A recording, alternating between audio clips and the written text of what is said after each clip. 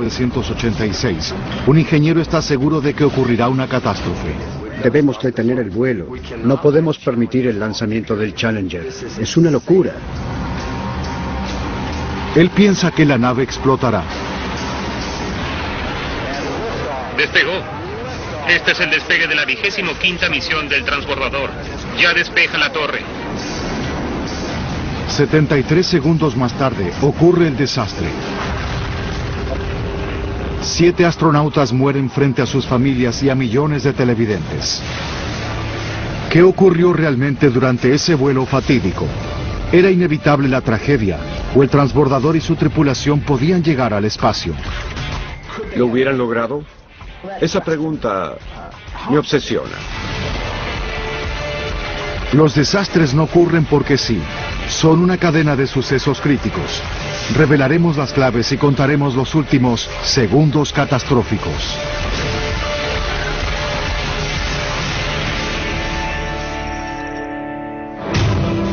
La tragedia del Challenger. Norteamérica, Florida, 28 de enero de 1986. 8 de la mañana y 8 minutos. Falta 1 hora y media para el despegue. En la Central Espacial Kennedy se llevan a cabo los últimos preparativos para la misión espacial más esperada desde los días gloriosos de la era Apolo. Miles de personas fueron al cabo para ver al transbordador Challenger hacer historia, enviando a la primera ciudadana particular al espacio, la maestra Krista McAuliffe. Krista nunca se consideró una astronauta. Sentía que era una maestranauta. Se sentía así, podía mostrarles a todos lo importante que eran las maestras y hacer que los niños se entusiasmaran con la educación y con querer hacer lo mejor que podían. Decía que era el mejor viaje de estudio. ¡Oh, es maravilloso! ¡Me encanta! Krista, de 37 años, madre de Scott y Caroline, se entrenó durante 5 meses para viajar. En ese tiempo se convirtió en una celebridad nacional. Sabe que hay mucho por delante en esta misión. El 25º lanzamiento del transbordador será mucho más que otro viaje en órbita. Está planeado para resucitar el programa en su totalidad. Luego de 2 décadas de recortes presupuestarios y una pérdida de interés público, el transbordador nunca cumplió con su promesa de proporcionar un servicio de transporte de rutina al espacio.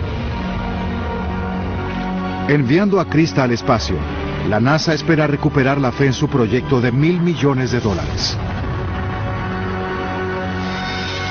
8:38 de la mañana. Falta 1 hora para el despegue. Krista y los otros 6 astronautas se equipan y se preparan para abordar la nave espacial. El piloto Mike Smith hace su debut de lanzamiento. Los especialistas Ron McNair, Ellison Onizuka y Judy Resnick volaron en otras 3 misiones.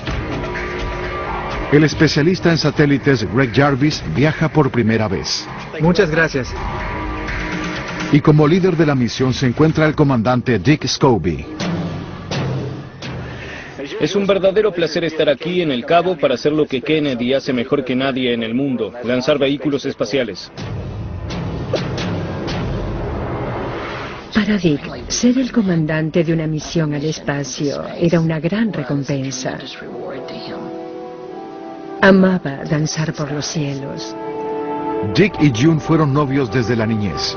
Estuvieron casados durante 14 años y esta es la segunda vez que veía a su esposo partir hacia el espacio. Buen día, Mike. ¿Estamos listos hoy? Seguro. De las 4 naves espaciales en la flota, el Challenger es por lejos el más confiable.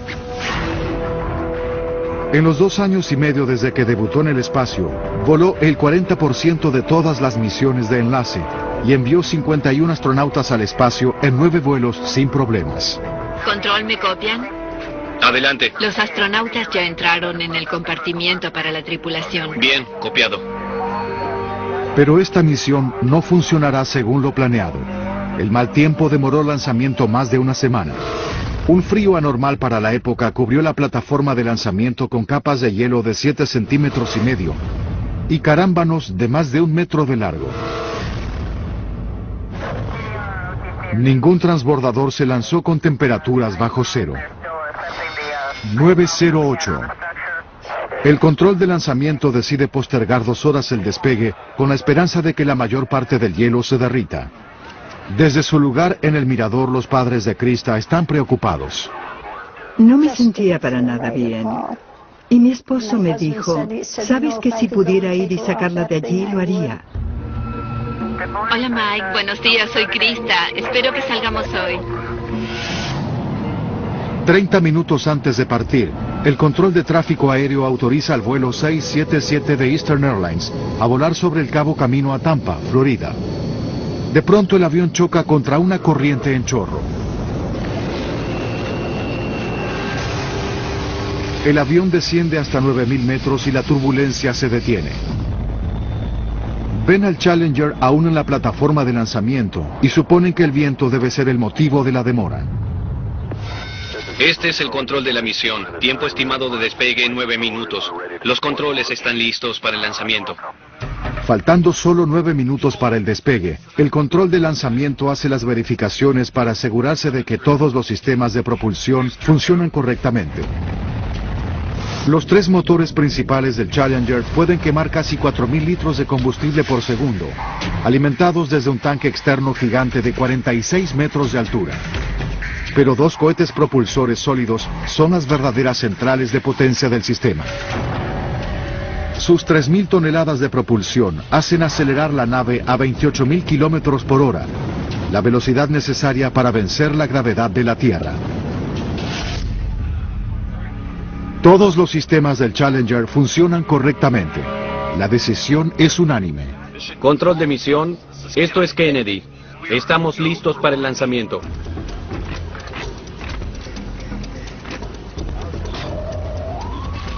Tiempo de despegue. Faltan 2 minutos. Con tanto combustible en un mismo lugar, los riesgos son claros para todos, pero en la historia de los vuelos espaciales norteamericanos, ningún astronauta resultó muerto en el despegue, un factor reconfortante para algunos. Supongo que todos alguna vez pensamos en esto, pero uno diría, oh, la NASA, no puede hacer nada mal. Krista decía, tú sabes, mamá, que pueden cancelar la misión en el último segundo si algo anda mal. 10, 9, 8, 7, 6, 5, 4, 3, 2, 1.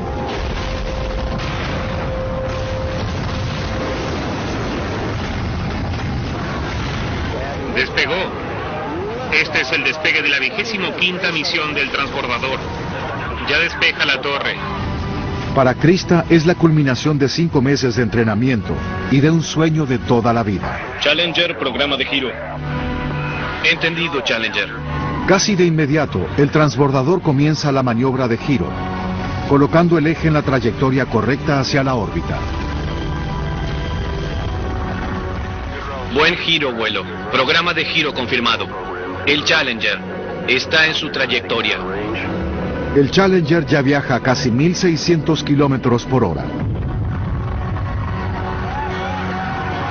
Cuando sobrepasa los 10 kilómetros, un fuerte viento cruzado de pronto impacta contra el transbordador.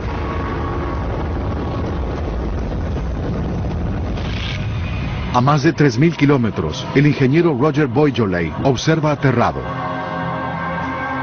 El Challenger está al borde del desastre.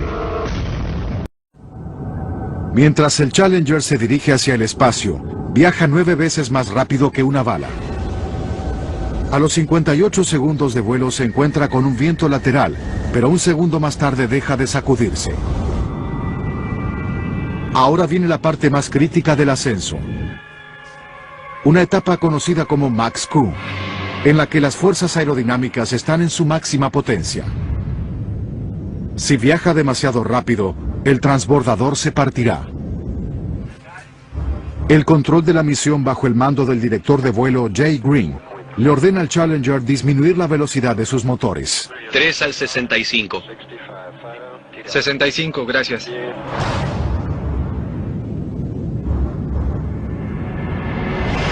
A los 66 segundos, el Challenger tiene luz verde.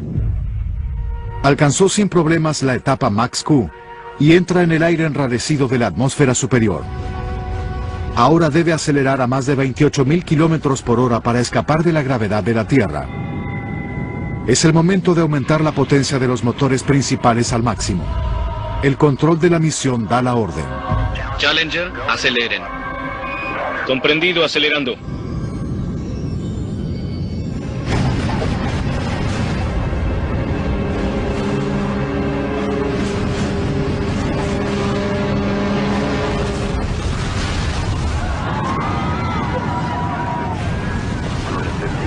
De pronto, el Challenger queda envuelto en una enorme bola de fuego. El control de la misión quedó atónito. Pierden todo contacto con la nave. Vuelo, control, contacto negativo. Perdimos comunicación. ¿Me copian? Copiado. Los datos no indicaban que algo anduviera mal. A todos los operadores, verifiquen cuidadosamente los datos. Nadie está seguro de lo que ocurrió. Los padres de Krista no pueden creer lo que ven. El transbordador desapareció. Y todos sabíamos que algo andaba mal.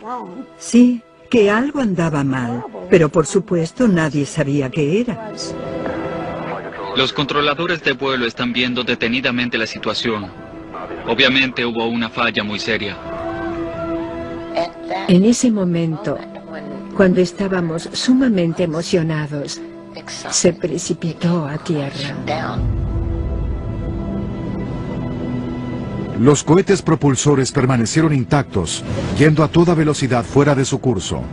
Por seguridad son destruidos por control remoto.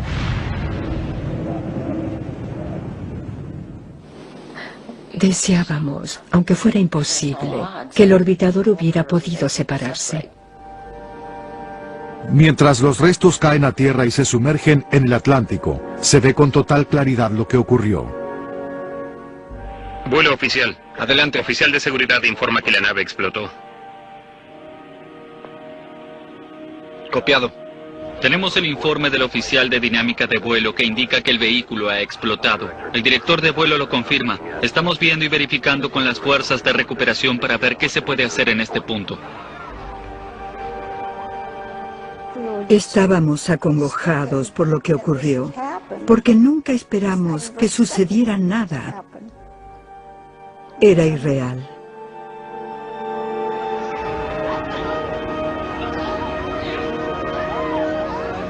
Increíblemente, cuando los restos emergen de la bola de fuego, el compartimiento de la tripulación aún está intacto. ¿El oficial de seguridad tiene un punto de impacto? En el control de la misión, Jay Green obtiene la localización exacta del impacto de los restos en el océano. El Ministerio de Defensa informa que las Fuerzas Armadas se pusieron en movimiento y van en camino. Una enorme operación de búsqueda y rescate se pone en movimiento. Se espera que los astronautas aún puedan estar vivos. Entonces, localizan un paracaídas que baja del cielo. Pero es una falsa esperanza. El paracaídas está sujeto a la nariz de uno de los cohetes propulsores. Es solo una parte de los restos que continúan cayendo en el Atlántico. El compartimiento de la tripulación ya no se puede divisar. Después de haber caído más de 19 kilómetros, debe de haber impactado contra el océano a más de 320 kilómetros por hora. La tripulación no tiene muchas posibilidades. Quedamos petrificados, sin hablas, y nuestros corazones quedaron destrozados como esos restos que caían del cielo.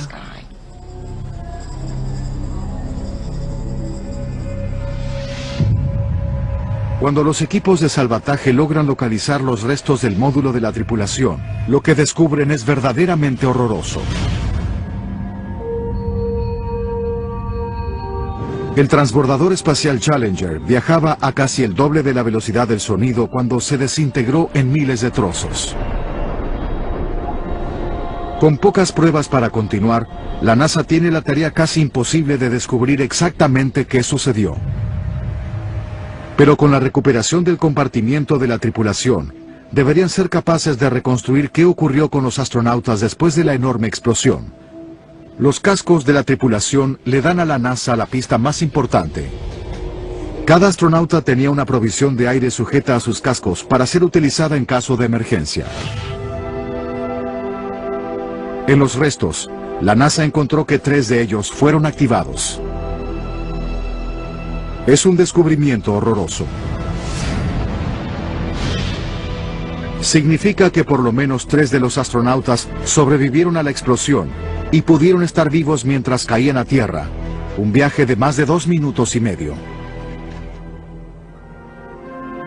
En el servicio conmemorativo, el presidente Reagan rinde homenaje a la valiente tripulación. Todos los familiares de los astronautas están presentes, incluso June y su familia. Apenas éramos capaces de poner un pie delante del otro. Todos los miembros de la familia estaban en silencio. Estábamos impactados. Uno nunca está preparado para algo así. Lo mejor que podemos hacer es recordar a nuestros 7 astronautas, trayendo vida, amor, alegría a aquellos que los conocían y orgullo a una nación. Estaba triste. Sentía la pérdida. Sentía que nunca debió haber ocurrido y que no podía hacer nada al respecto. Dick, Mike, Judy, Earl, Lon, Greg y Krista. Sus familias y su país lamentan vuestros fallecimientos. Les decimos adiós. Nunca los olvidaremos. Mientras que Norteamérica lamenta las muertes, comienza la presión para descubrir exactamente qué provocó la explosión del transbordador. Una comisión presidencial pasa 5 meses investigando el desastre y descubre que el cohete propulsor sólido derecho funcionó mal. El cohete está construido con 4 segmentos sujetos por tornillos. Donde se juntan se denomina unión de campo y este sector está sellado por un par de anillos de goma comprimidos. Al momento de la ignición el cohete se dispara en menos de 1/100ª de segundo e impulsa a la cubierta de acero del cohete propulsor hacia afuera. Los anillos de goma deben expandirse rápidamente para evitar que el combustible se escape por la unión. La comisión descubrió que debido a las temperaturas bajo cero, los anillos del cohete derecho no se expandieron como deberían. Se escaparon gases 2 veces más calientes que el interior de un alto horno, con resultados mortales. ¡Despegó! Este es el despegue de la 25ª misión del transbordador. Cuando el transbordador aceleró hacia el espacio y superó la potencia Mach Q, una llama salió del soporte que une el cohete propulsor al tanque exterior. Cuando el acoplamiento se separó por completo, todo el fondo se desprendió. La nariz del cohete propulsor se estrelló contra la parte superior del tanque con resultados devastadores.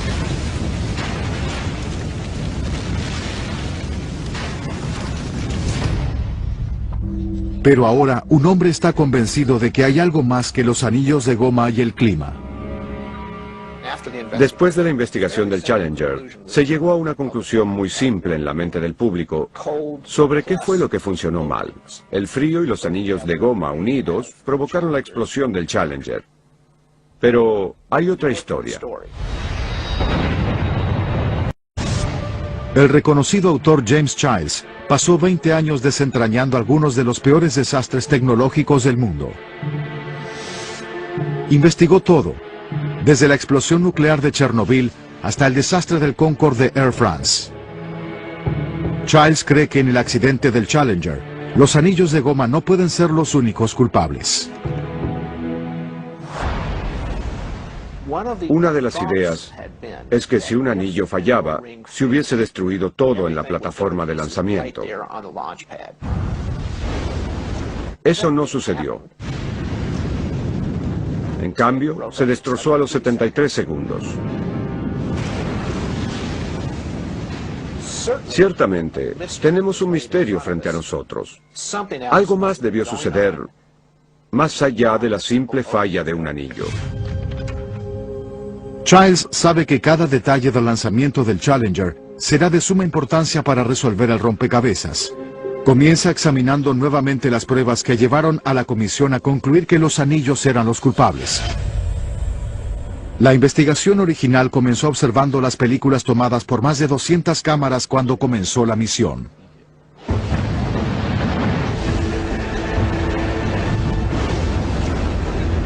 En los primeros 2 segundos, las imágenes muestran un humo negro misterioso que sale por debajo del cohete propulsor derecho, cerca del tanque externo.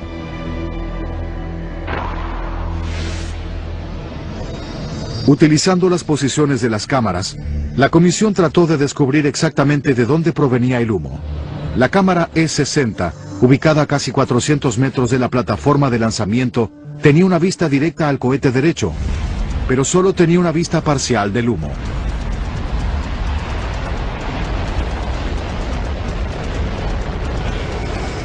Luego miran la posición alternativa a casi 600 metros al oeste, la cámara E-63, con la esperanza de que hubiera captado una toma mejor. Pero nuevamente la fuente del humo estaba oculta.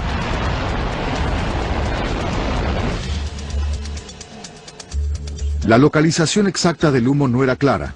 Por lo tanto, la comisión comparó las dos fotografías y calculó que se originaba en una sección de 1.3 metros de la superficie del cohete propulsor derecho, 13 metros hacia arriba. El análisis de la película también indicaba que el humo salía hacia arriba.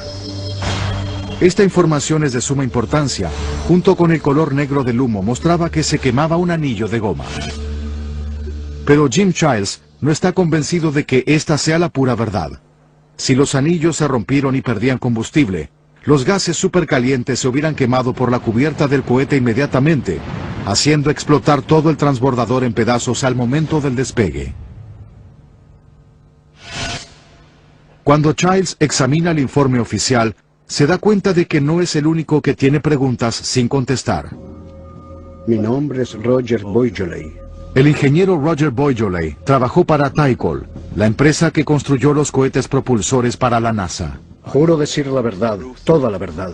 Dio su testimonio frente a la comisión en 1986. Él también se dio cuenta de que debió de haber ocurrido una cadena de sucesos más compleja. En la mañana del lanzamiento, si había una pérdida en la junta, hubiera explotado en el momento de la ignición. Y no solo hubiera explotado el transbordador y matado a los astronautas, sino que también las instalaciones de la plataforma. La declaración de Boisjoly dejó atónita a la comisión. Manifestó que sabía que el tiempo frío podría poner en peligro la misión. Su convicción se basaba en las pruebas de un lanzamiento anterior. Un año antes, en 1985, el Discovery despegó una fría mañana de enero. La temperatura era de 11 grados centígrados, las condiciones de lanzamiento más frías anteriores al despegue del Challenger. Cuando se recuperaron los cohetes propulsores del Discovery, Boisjoly encontró un problema importante en una de las uniones de campo. Había gran cantidad de hollín y signos de quemadura superficial alrededor de los anillos. Boisjoly creía que el frío volvió rígidos a los anillos e impidió que se sellaran. Examinando más a fondo, se dio cuenta de lo cerca que estuvo el Discovery de una catástrofe. Los anillos estuvieron a menos de 1 milímetro de quemarse por completo. Pero cuando Childs lee el informe, se da cuenta de que el testimonio de Boisjoly no termina allí. Programamos una teleconferencia entre... Reveló algo mucho más concluyente. 13 horas antes del despegue, Boisjoly trató de detener el lanzamiento. Vean esto, caballeros. Los anillos no sellan bien las juntas. Si lo hubieran escuchado, el desastre quizá no hubiera ocurrido. El periodista James Childs vuelve a examinar un aspecto crítico del desastre del transbordador Challenger. ¿Por qué la nave no explotó en su punto más vulnerable, durante el despegue, cuando todas las pruebas indican que debió haber sucedido en ese momento? Cuando lee el informe descubre que el ingeniero en cohetes Roger Boisjoly predijo el hecho en la teleconferencia de la noche previa al lanzamiento. En ella participaban 4 gerentes de Tycol. gerentes de la NASA en el Centro Espacial Kennedy, y en Tennessee, el director de cohetes propulsores de la NASA, Lawrence Malloy. ¿Lanzaremos el cohete con estas temperaturas? Preguntaron si nos interesaba lanzar el cohete con bajas temperaturas. Cuando escuché eso me volví loco. Les recomiendo no realizar el lanzamiento si la temperatura es inferior a 12 grados centígrados. Cuando Boisjoly les advirtió que las temperaturas bajo cero hacían que fuera peligroso seguir adelante, los gerentes de Tycol aconsejaron de inmediato a la NASA no efectuar el lanzamiento. Recomendamos no efectuar el lanzamiento. Pero la NASA consideró los datos no concluyentes. Estoy horrorizado. ¿Cómo puede ser posible que tengamos esta conversación la noche previa al lanzamiento? Por Dios, Tycol, no tiene sentido. Larry Malloy dijo, por Dios, Tycol, ¿cuándo quieren que hagamos el lanzamiento? ¿En abril? ¿Por qué vienen con estos criterios la noche previa a la misión? En respuesta a Malloy, los gerentes de Tycol pusieron la teleconferencia en espera y reconsideraron su posición. Esperemos la teleconferencia. Cuando parecía que cambiaban de opinión, Boisjoly hizo un último intento para convencerlos de abortar. Esto, caballeros, es lo que ocurrió. Les hizo recordar los anillos quemados del vuelo casi fatídico del Discovery un año antes. ¡Miren! ¡Miren esto! Les gritaba para que miraran las fotografías y no ignoraran lo que mostraban.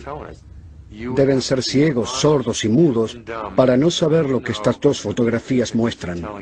Cuando más se demore en sellarlas juntas, mayor será el riesgo de un desastre. Pero en esta oportunidad las pruebas de Boisjoly fueron ignoradas. El gerente general dijo que me sacara el sombrero de ingeniero y me pusiera el de gerente. Esa es la metáfora más firme que escuché para cooperar en mis 27 años de ingeniero en la industria aeroespacial. Bien, caballeros, vamos a votar. Voto por el lanzamiento.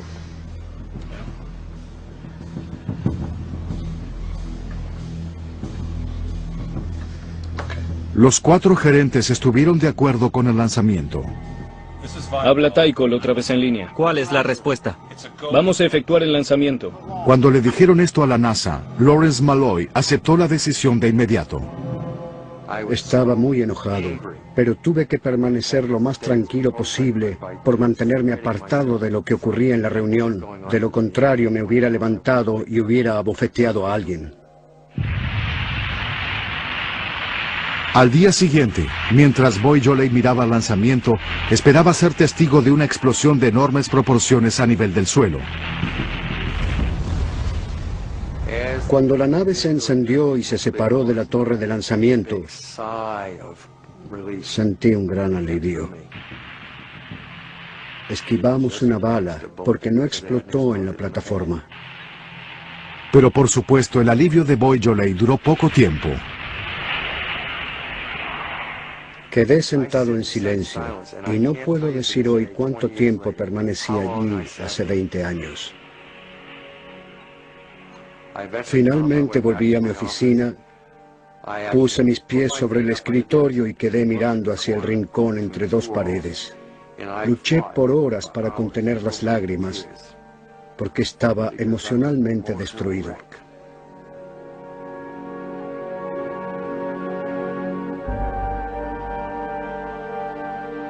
Si hasta el hombre que predijo el desastre estaba sorprendido por lo que en realidad ocurrió, seguramente hay más por descubrir sobre cómo murieron los 7 astronautas. Igual que lo hizo la comisión antes que él, Childs vuelve a la imagen del humo negro que sale del cohete propulsor sólido derecho. Después de todo, esta era la prueba clave que indicaba que los anillos eran la causa. ¿Hay más claves a tener en cuenta en esta valiosa película? Hay una que se vuelve obvia de inmediato. El humo comienza y se detiene 2 segundos más tarde. ¿Por qué? Según vemos en la película, el humo comenzó poco después del lanzamiento. Continuó durante 2 segundos y se detuvo. Sabemos que algo lo detuvo, pero no sabemos qué. Y hay algo más. El humo no sale en una larga columna. Sale como una serie de 9 bocanadas cortas. ¿Qué provoca estas bocanadas intermitentes? Los investigadores sabían que el cohete propulsor era sometido a una increíble presión al momento de la ignición. Por lo tanto, examinaron esta etapa crítica con más detalle. Para encender el cohete se dispara una llama desde la parte superior hacia abajo, a través de un túnel que se encuentra en el medio del combustible sólido. En menos de una centésima de segundo el cohete se enciende. La fuerza explosiva hace que la cubierta de acero se expanda hacia afuera en un movimiento brusco.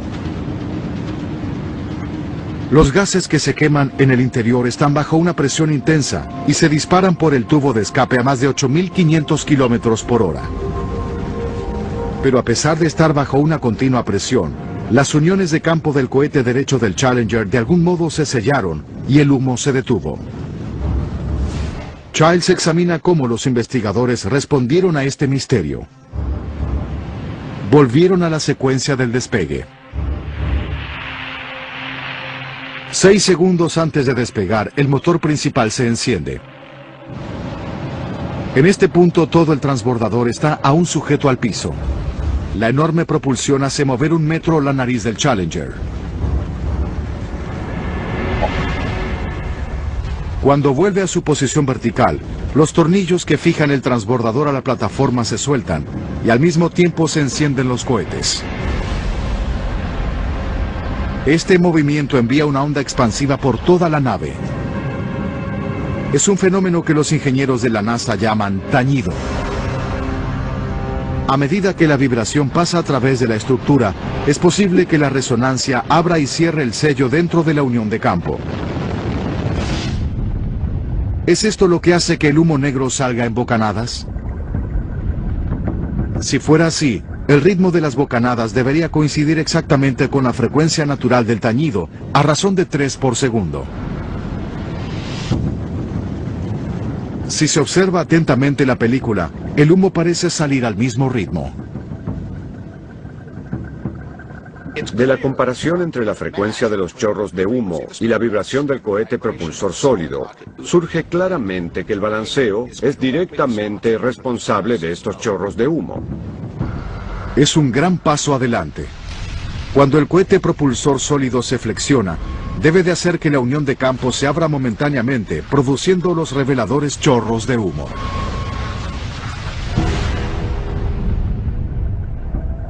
Pero la segunda pregunta más difícil queda sin responder. Si los anillos estaban abiertos, ¿por qué el humo se detuvo de pronto a los 2,6 segundos del lanzamiento? Lo más probable es que algo haya bloqueado el agujero. Esa puede ser la única explicación.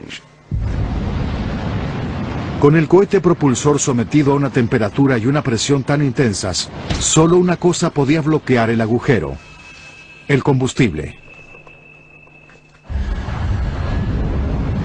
En la década del 50, el combustible para cohete sólido cambió radicalmente cuando se le agregó un elemento: aluminio. Eleva la temperatura de combustión y aumenta la propulsión en aproximadamente el 50%. Pero el combustible para cohetes mejorado con aluminio deja un residuo metálico conocido como escoria, que normalmente es despedido por el tubo de escape junto con los gases calientes. Luego de leer los informes, Childs piensa que la escoria es la clave del misterio. Nunca sabremos la dinámica exacta, pero concuerda con la física. La teoría es que mientras el cohete estaba encendido, la escoria de aluminio se acumuló alrededor del espacio que dejaba el anillo caliente y evitaba que los gases calientes se filtraran por la unión de campo. Este mecanismo explicaría finalmente por qué el transbordador no explotó en el despegue. Por lo tanto, dado que el cohete sobrevivió a la sacudida más traumática del lanzamiento, la etapa más peligrosa de cualquier misión, ¿por qué el desastre ocurrió a los 73 segundos de vuelo? La comisión reveló 2 pistas importantes. A los 58,8 segundos, una cámara capta una llama que aparece al costado del cohete propulsor derecho. Momentos más tarde, hay una lectura inesperada en los datos de vuelo del Challenger. Más de 2.000 transmisores colocados por todo el vehículo le proporcionan al control de la misión un informe exacto de la conducta de la nave espacial en tiempo real. La información llamada telemetría es grabada en tierra. A los 60 segundos, la presión en el cohete desciende de pronto de 44.7 kilogramos por centímetro cuadrado a 43 kilogramos por centímetro cuadrado. Algo anduvo mal en el cohete propulsor derecho. La presión bajó 1.7 kilogramos por centímetro cuadrado. Una pérdida de presión puede significar una sola cosa. El agujero volvió a aparecer y se escapa combustible a gran velocidad. Por lo tanto, Childs tiene que descubrir por qué el agujero se abrió. Inmediatamente nota lo que parece ser mucho más que una coincidencia. En el preciso instante en que aparece la llama, a los 58,8 segundos de vuelo, el Challenger atraviesa la zona de peligro conocida como Max Q. En este momento, la resistencia del aire que experimenta el transbordador se encuentra en su punto máximo y las fuerzas estructurales alcanzan su nivel más alto. Dado que el transbordador llega a esta etapa cuando aparece la llama, Childs se pregunta si la presión aerodinámica de la nave pudo haber desplazado la escoria. ¿Por qué lo abriría nuevamente? Podría tener que ver con la tensión sobre el transbordador cerca de los 60 segundos. Esto podría ser suficiente para abrirlo y liberar esos trozos de escoria. Es una teoría razonable, pero no hay pruebas. El transbordador no aceleraba en exceso y disminuyó la velocidad al 65%, por lo tanto no estaba excesivamente estresado. Los motores están al 65%. Los 3 motores funcionan con normalidad.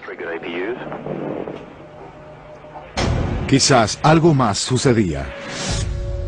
Leyendo un informe poco conocido de un ingeniero que estudió el accidente en nombre de Morton Tycol, Childs encuentra una posibilidad intrigante. Mira nuevamente la película del ascenso del Challenger.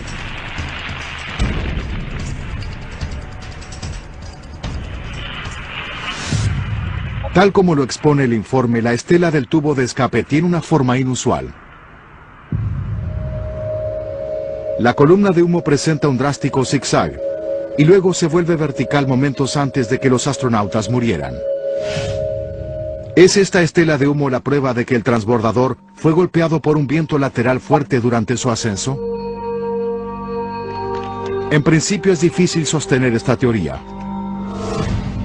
En las horas previas al despegue, los meteorólogos de la NASA lanzaron varios globos sonda para comprobar si había vientos cruzados fuertes. Los datos indican que no había nada fuera de lo común. Pero Childs no está convencido de que los globos sonda estuvieran acertados. Un examen más detallado revela que los globos se movieron empujados por el viento más de 64 kilómetros durante su ascenso. Es poco probable que hubieran experimentado las mismas condiciones climáticas del Challenger. Más pruebas intrigantes provienen de la telemetría, que controla la dirección de la nave. A los 58 segundos de vuelo, las toberas del motor principal de pronto modifican 2 grados el ángulo de propulsión. El gran ajuste es una reacción automatizada para mantener la nave en su trayectoria y sugiere que alguna fuerza externa podía haber empujado al Challenger fuera de su curso. El acelerómetro, un dispositivo que mide el movimiento lateral del transbordador, arroja una lectura sorprendente en este preciso momento. Hay un intervalo siniestro en los datos. Esto podría significar una de dos cosas: que había un problema técnico en la telemetría, o que la aceleración lateral era tan violenta que la lectura se salió de la escala. Si la segunda de las dos opciones es la verdadera, esta podría ser la clave de por qué el Challenger voló en pedazos, llevándose consigo las vidas de 7 astronautas. Jim Childs cree que está cerca de descubrir la verdad de lo que provocó el desastre del Challenger. La telemetría indica que el transbordador fue golpeado lateralmente con violencia a los 58 segundos de vuelo.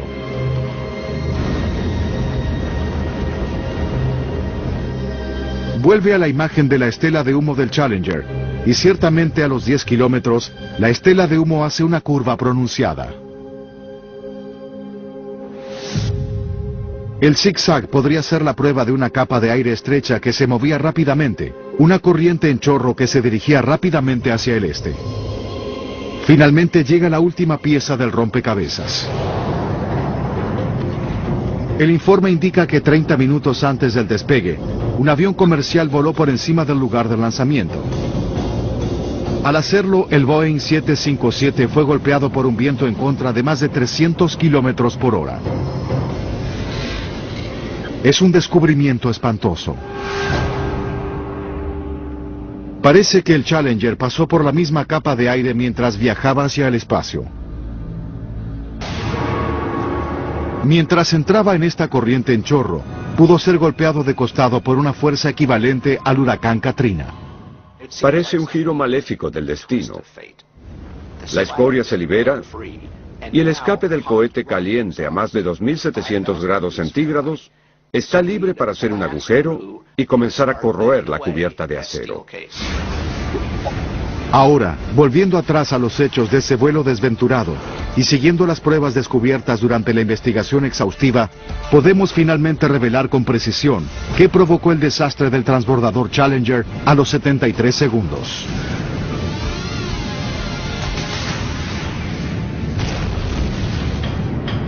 Cuatro, 3, 2. 73 segundos para el desastre. El cohete propulsor sólido se enciende. Dentro del cohete derecho, los anillos se endurecieron debido a las temperaturas bajo cero y no pueden mantener selladas las uniones de campo inferiores. Los anillos comienzan a quemarse. Despegó. Se inició el vuelo. Mientras que los gases supercalientes se escapan, pequeños trozos de escoria de aluminio provenientes del combustible para cohetes se acumulan y bloquean el agujero, evitando una catástrofe en la plataforma de lanzamiento. 15 segundos para el desastre. El Challenger entra en una corriente en chorro muy estrecha que se mueve rápidamente y el transbordador se sacude violentamente. Entonces la escoria de aluminio se suelta. Casi de inmediato una llama aparece en el cohete derecho.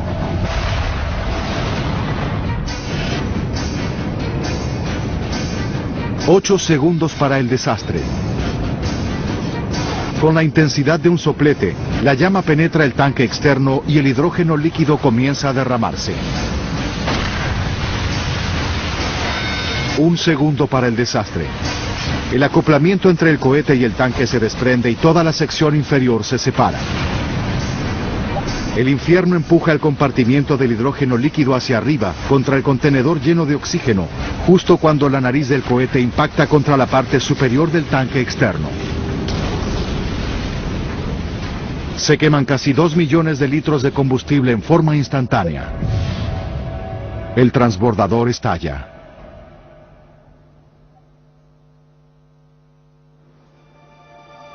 Para Jim Childs es un final sensato para su investigación.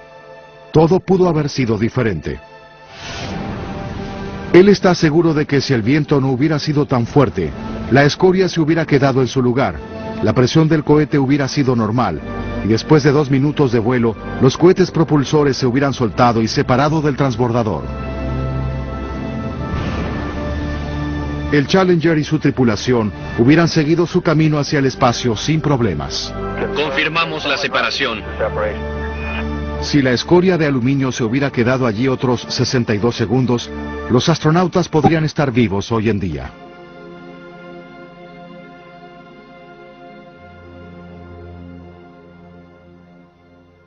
Mi esposo estaba muy enojado,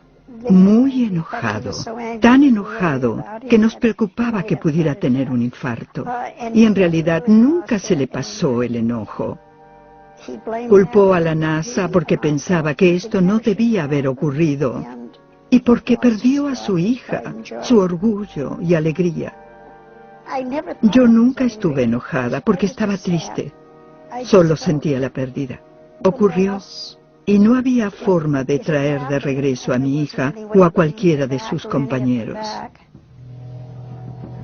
En el informe final, la Comisión Presidencial culpó del desastre del transbordador Challenger al clima frío, a las malas decisiones y a una planificación de vuelo poco realista.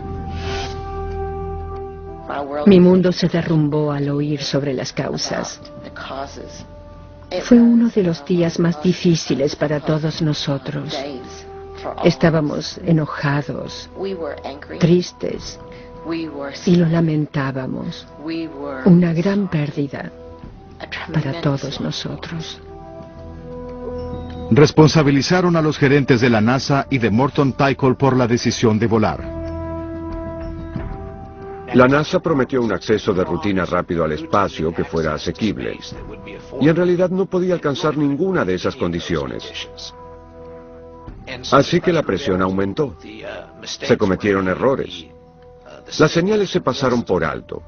Y entonces, más que un anillo, fue el sistema el que provocó la caída del Challenger. En los meses que siguieron al desastre, Morton Tycol pagó $4,6 millones a las familias de los astronautas. Pero a Morton Tycol le fue otorgado un contrato de $1,8 mil millones para desarrollar una nueva línea de cohetes propulsores. A Lawrence Malloy le ofrecieron una promoción a subdirector de todos los sistemas de propulsión. Roger Boyd-Jolly renunció a Morton Tycol y sufrió una crisis nerviosa. Los primeros 2 años fueron un infierno. No hice nada malo. Y todos tienen la responsabilidad de trabajar por lo que le pagan. Y eso es sostener lo que piensan que es correcto y lo que la profesión les exige. Eso es todo lo que hice y volvería a hacer. El programa del transbordador fue suspendido por 3 años, mientras la nave se rediseñaba y se instalaba una amplia variedad de sistemas de seguridad. Pero aún así, en el 2003, el Columbia estalló en su viaje de regreso desde el espacio. Otros 7 astronautas perdieron la vida. La investigación del accidente dedujo que la NASA no tuvo en cuenta muchas de las lecciones del Challenger. Hasta el momento, las esperanzas de la agencia de un viaje al espacio de rutina nunca se cumplieron, y ningún ciudadano particular volvió a volar a bordo de un transbordador.